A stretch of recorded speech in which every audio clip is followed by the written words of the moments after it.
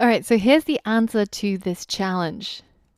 Now, in order to solve this challenge, you have to remember that programmers don't memorize things. Instead, we always search for what it is that we need, and the skill is being able to apply it to your current problem.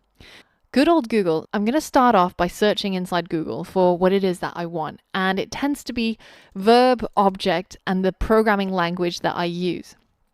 So in this case, I want to truncate a string using JavaScript.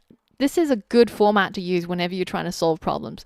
Don't have anything that's really specific in here. Say if I just said truncate string to 100 characters, then I would limit my search to only the people who explained how to truncate a string to 100 characters, right? Somebody might have wanted to do it for 20 characters or 5 characters. So don't have anything specific in there. Just have a verb, an object, and the programming language. And that tends to work pretty well. So let's explore the first answer. And it seems like this person also just wants to truncate something using pure JavaScript down to a set number of characters. Now, the first answer explains to you that you can use the substring method, and they very kindly link to the documentation. And you can see that here, if you have a variable that's say hello world, which is a string, then you can use the substring method on that string in order to cut it down. So in this case, if we're saying that we want to cut it down from 1 to 4, then remember that programming starts from 0.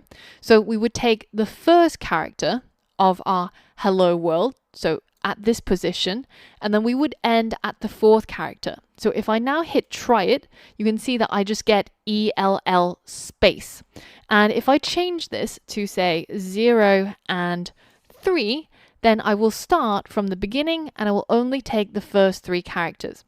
So now if I hit run and hit try it, then I only get HEL. So let's apply this substring method to our code to make it do what we want.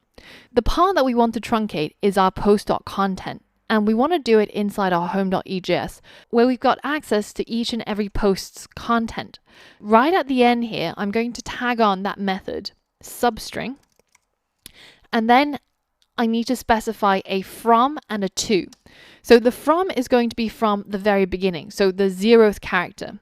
And the end is going to be at the 100th character, so 0, 100. And then at the end of all of this string, I'm going to append or add on to it space and then dot, dot, dot. And this should indicate to the reader that this is truncated, and if they wanted to read more, then they have to click on something. So let's hit save. And when we head back to our home page and we hit refresh, then you should see that all of our blog posts are now truncated down to only 100 characters, and we just have that dot, dot, dot at the end to show that there's actually more. To complete this entire module, there is only one more challenge, so I'll see you over there.